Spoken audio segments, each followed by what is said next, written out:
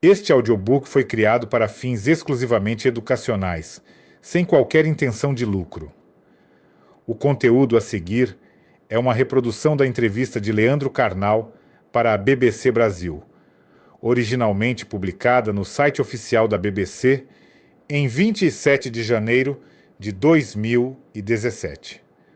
Todo o conteúdo pertence aos seus autores e à BBC, sendo respeitados os direitos autorais e de propriedade intelectual. Recomendamos que os ouvintes acessem a fonte original para mais informações. Graças à internet, facilitamos muito para quem odeia, diz Leandro Carnal. Nelly Pereira, da BBC Brasil em São Paulo, 27 de janeiro de 2017. Historiador e um dos palestrantes mais requisitados do país atualmente, Leandro Carnal diz que o discurso de ódio sempre existiu nas sociedades, mas chama a atenção para a facilidade com que ele se propaga, hoje, graças à internet. Hoje é um clique e um site com muitas imagens. Facilitamos muito para quem odeia. O ódio tem imenso poder retórico. Ele sempre existiu. Agora existe este ódio prêt-à-porter. Pronto, onde você se serve à la carte e pega seu prato preferido, disse ele à BBC Brasil. Mas apesar da maior facilidade hoje de propagação do discurso de intolerância, o professor de História da Universidade Estadual de Campinas diz que os mais sólidos preconceitos e violências humanos são muito anteriores à globalização. Leia abaixo trechos da entrevista. BBC Brasil. Uma das suas frases que mais viralizou e foi repetida em 2016 diz que não existe país com governo corrupto e população honesta. O senhor acha que a população não se enxerga como responsável também pelo processo de corrupção? Leandro Carnal, característica nossa e da humanidade. Excluir da parte negativa da equação o pronome pessoal reto eu. Em nenhum momento quis dizer que todos nós, brasileiros, somos corruptos, mas que a corrupção é algo forte na política e que a política é uma das camadas constituidoras do todo social, como um mil-folhas. A política não é descolada da sociedade, mas nasce e volta ao mundo que a gerou. Os políticos são eleitos por nós. Denúncias são feitas e o político é reeleito. Seria coisa de grotões? De forma alguma. Eu me refiro também aos grandes centros urbanos. A expressão rouba, mas faz não nasceu no sertão, mas na maior e mais rica cidade do país. Meus alunos costumavam assinar lista de presença por colegas e depois ir a uma passeata contra a corrupção na política. A mudança não pode ser somente numa etapa do processo. Se você usa, a metáfora é importante, um lava-jato para limpar seu carro e a estrada continua sendo de terra batida, você precisará de uma nova lavagem todos os dias. BBC Brasil. Mas, de certa forma, responsabilizar a população pela corrupção da classe política pode parecer culpar a sociedade pelos erros cometidos pela elite governista, não? Karnal. O que eu desejo sempre afirmar é que não existe uma elite separada do todo. Um político ladrão deve ser preso e devolver o que roubou. A culpa é dele e só dele. Mas, se queremos um novo país, devemos discutir na base, na educação, na família, na fila do aeroporto e em todos os campos para uma sociedade mais ética. BBC Brasil, nesse sentido, é a desigualdade mesmo nosso maior problema? Karnal. A desigualdade é a base do problema e colabora para a má formação escolar. Uma sociedade que seja desigual já é um problema, mas uma que não educa nega a chance de corrigir a desigualdade. Como sempre, educação escolar básica é a chave da transformação. Mudar isto muda tudo, como vimos no Japão e na Coreia do Sul após a guerra. Educação é músculo e osso. Limpeza ética do Senado é maquiagem, mesmo quando necessária, como toda maquiagem, passageira. BBC Brasil. Tivemos nesse fim de ano o episódio do ambulante morto a pancadas após defender uma transexual. Também tivemos uma chacina em Campinas, na qual o autor deixou uma carta criticando o feminismo. O que explica essa intolerância? Racial, de gênero, de classe? E de que forma ela pode ser combatida? Karnal. Sempre existiu este ódio que flui por todos os lados. Não é fácil existir e acumular fracassos, dores, solidão, questões sexuais, desafetos e uma sensação de que a vida é injusta conosco. O mais fácil é a transposição para terceiros. Um homem fracassa no seu projeto amoroso. O que é mais fácil? Culpar o feminismo ou a si? A resposta é fácil. Tenho certeza de que o autor do crime não era um leitor de Simone de Beauvoir ou Betty Friedan. Era um leitor de jargões, de frases feitas, de pensamento plástico e curto que se adaptava à sua dor. Esses slogans são eficazes. Toda feminista precisa de um macho. Os gays estão dominando o mundo. Sem terra é tudo vagabundo. Curtos, cheios de bilis, carregados de dor. Os slogans entram no raso córtex cerebral do que tem medo e serve como muleta eficaz.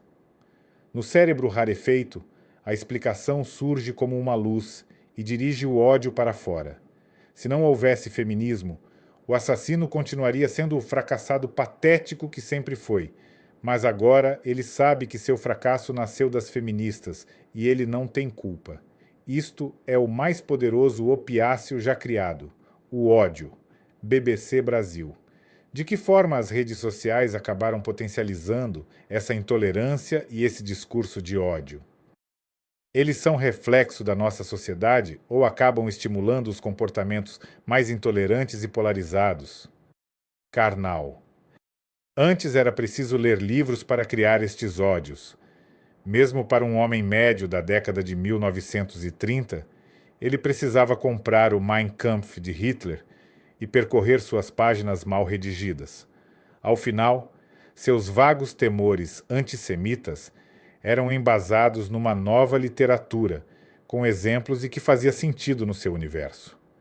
Mesmo assim, havia um custo, um livro. Hoje é um clique e um site, com muitas imagens. Facilitamos muito para quem odeia. O ódio tem imenso poder retórico. Ele sempre existiu. Agora existe este ódio prêt-à-porter, pronto, onde você se serve à la carte e pega seu prato preferido. Exemplo? Uma pessoa me disse: quem descumpre a lei deveria ser fuzilado. Bandido deveria ser executado. Eu argumentei: pela sua lógica, descumprimento da lei merece pena capital. Como a lei brasileira proíbe a pena capital, você está defendendo crime e incitação ao crime. Na sua lógica, deveria ser punida com pena de morte. Era uma maneira socrática de argumentar a contradição do enunciado. O caro leitor pode supor que a resposta do indivíduo não foi socrática nem platônica. BBC Brasil. Pensando num contexto geral, a globalização deu errado? Com esse discurso de fechar fronteiras, de medidas protecionistas, estamos vivendo um retrocesso, um avanço ou uma estagnação? Karnal. Não havia um mundo harmônico e feliz antes, e não existe agora. O que varia em história é como produzimos a dor. Nosso método atual mudou este método. Os mais sólidos preconceitos e violências humanos são muito anteriores à globalização. BBC Brasil.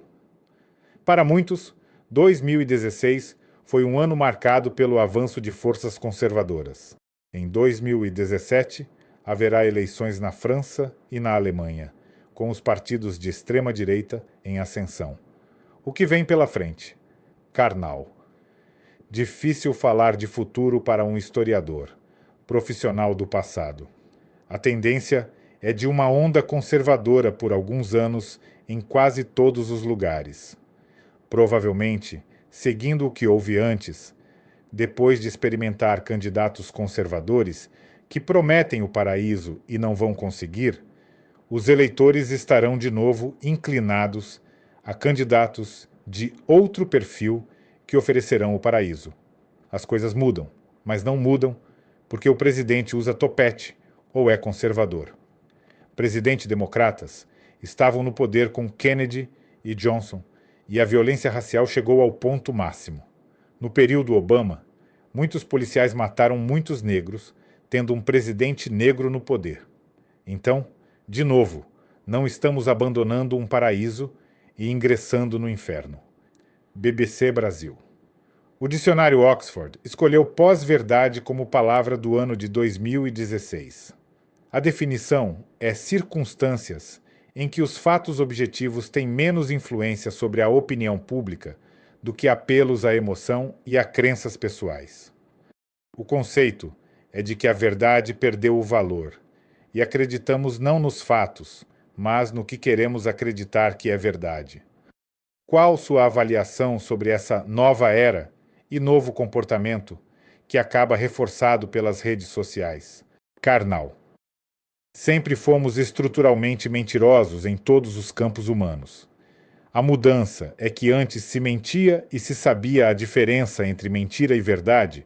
Hoje, este campo foi esgarçado. O problema talvez seja de critério. Com a ascensão absoluta do indivíduo, o que ele considerar verdade será para ele. Perdemos um pouco da sociologia da verdade, ou de um critério mais amplo de validação do verdadeiro. No século XVIII, era o iluminismo, o método racional que tornava algo aceito como verdade. Número 19 foi a ciência e o método empírico para distinguir falso de verdadeiro. Hoje, o critério é a vontade individual. A água ferve a 100 graus centígrados ao nível do mar. Verdade?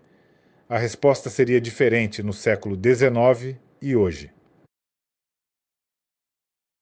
BBC Brasil. Queria falar um pouco sobre as bolhas informacionais. Muita gente se depara com elas nas redes sociais todos os dias. Os algoritmos acabam reforçando opiniões, nos oferecendo mais daquilo que nós já acreditamos, e isso favorece, de certa forma, as informações equivocadas, mentirosas. Qual sua avaliação sobre isso e sobre o impacto disso para a sociedade? Karnal. A bolha informacional e seus respectivos algoritmos constituem uma zona de conforto para o navegador do ciberespaço. Importante dizer, para o mercado, o consumidor conservador ou de esquerda compram da mesma forma. Então, o algoritmo informa qual o perfil do consumidor. Quem deseja ler a biografia de Obama ou de Trump vai ao mesmo site. O que não mudou nos últimos séculos é que a verdade comercial é superior ao debate epistemológico de validação ou não do que é verdadeiro. Petralhas e coxinhas compram, isenções também. Resta a pergunta que não quer calar. Qual a importância do debate sobre posição política sob este prisma? O que de fato importa para quem de fato manda no mundo?